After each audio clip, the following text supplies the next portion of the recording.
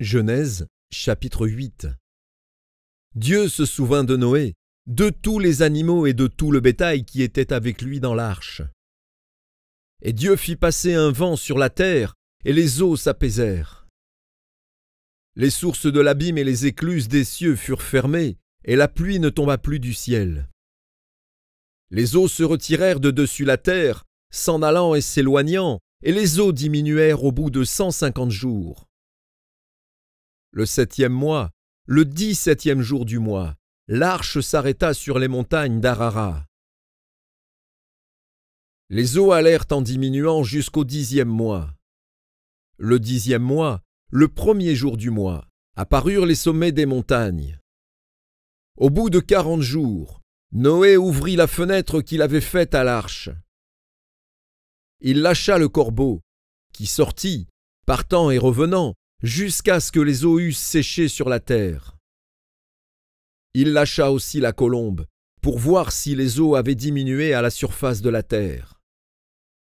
Mais la colombe ne trouva aucun lieu pour poser la plante de son pied, et elle revint à lui dans l'arche, car il y avait des eaux à la surface de toute la terre. Il avança la main, la prit, et la fit rentrer auprès de lui dans l'arche.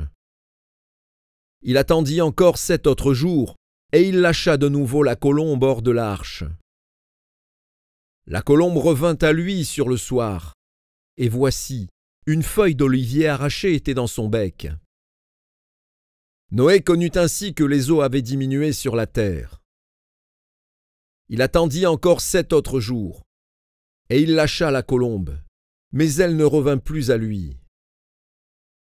L'an 601, le 1er mois, le 1er jour du mois, les eaux avaient séché sur la terre. Noé ôta la couverture de l'arche. Il regarda, et voici, la surface de la terre avait séché. Le 2e mois, le 27e jour du mois, la terre fut sèche. Alors Dieu parla à Moïse, en disant : « Sors de l'arche, toi et ta femme, tes fils et les femmes de tes fils avec toi.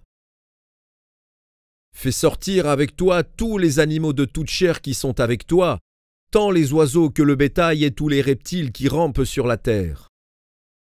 Qu'ils se répandent sur la terre, qu'ils soient féconds et multiplient sur la terre. » Et Noé sortit, avec ses fils, sa femme et les femmes de ses fils. Tous les animaux, tous les reptiles, tous les oiseaux, tous ceux qui se meuvent sur la terre, selon leurs espèces, sortirent de l'arche. Noé bâtit un autel à l'Éternel. Il prit de toutes les bêtes pures et de tous les oiseaux purs, et il offrit des holocaustes sur l'autel. L'Éternel sentit une odeur agréable, et l'Éternel dit en son cœur : « Je ne maudirai plus la terre, à cause de l'homme, parce que les pensées du cœur de l'homme sont mauvaises dès sa jeunesse. Et je ne frapperai plus tout ce qui est vivant, comme je l'ai fait. Tant que la terre subsistera, les semailles et la moisson, le froid et la chaleur, l'été et l'hiver, le jour et la nuit ne cesseront point.